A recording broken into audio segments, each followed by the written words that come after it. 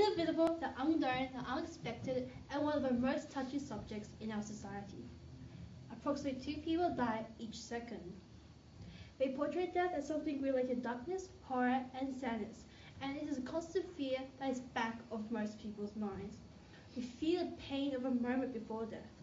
We fear the unknown, for we haven't been able to scientifically prove exactly what happens after death. Or did you say different things that leads us to believe that maybe nothing happens after death? You just disappear forever. That's really depressing. We also fear having to leave our loved ones and lose them. And we dislike being the cause of the sadness that they have to bear. Most people highly dislike death and dying. Not many people will be able to say completely truthfully that they will be accepting to die right now.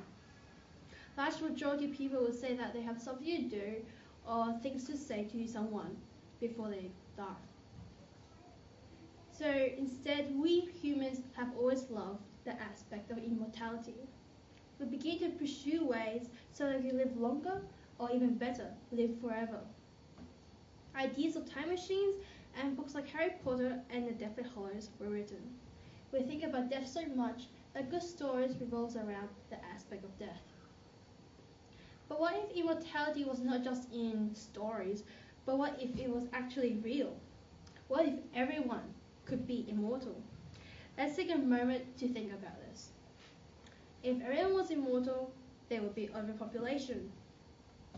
But the world's resources would not decrease, because we don't need oxygen, water, or food to actually be alive. Consuming food and water would become a luxury, not a necessity. But there are many downsides of this ideology. By immortality, do we mean forever young and beautiful? If this were the case, everyone would be stuck at the same age, and the children would not be able to develop. Another way of thinking of this is that we age, but we never die. Just imagine really old people populating half of the earth.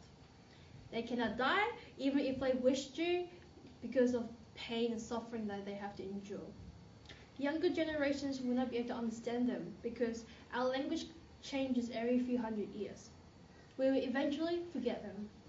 There is no such happiness in such ideas, and it only provides more problems that cannot be solved with the ultimate end of life. People could forever be suffering from chronic illnesses, and in this case, death provides a sad but bittersweet exit for people who are constantly suffering. With the ideology of immortality, life would become meaningless and dull. We'll not be able to appreciate the relationships that we have with each other. We will be wasting our time and our money on useless items, and nothing worthwhile will be done. Death is the strongest threat that takes away the things that we love the most, and this only intensifies the values of the relationships that we have with each other. Now, with death, we can make wise decisions, and people won't start to take life for granted. Criminals, war generals, politicians, and the authorities will make sure that their actions benefit themselves and their society as a whole. Criminals and pardoned prisoners would take more caution, trying to commit less crimes so that they do not risk the death penalty sentence. Many people do not approve of death penalties, but it is wise to consider from another angle. With this ultimate punishment, criminals would begin to be afraid to do such things of such severity, and they would begin to value their life. Likewise, war generals and politicians will cautiously place their army forces in strategic ways as a last resort to violence. They won't want their forces to completely be wiped out by the other enemies, right? Now, losing our loved ones is very hard and painful, but we should not let this sadness completely define us and completely overcome all our emotions.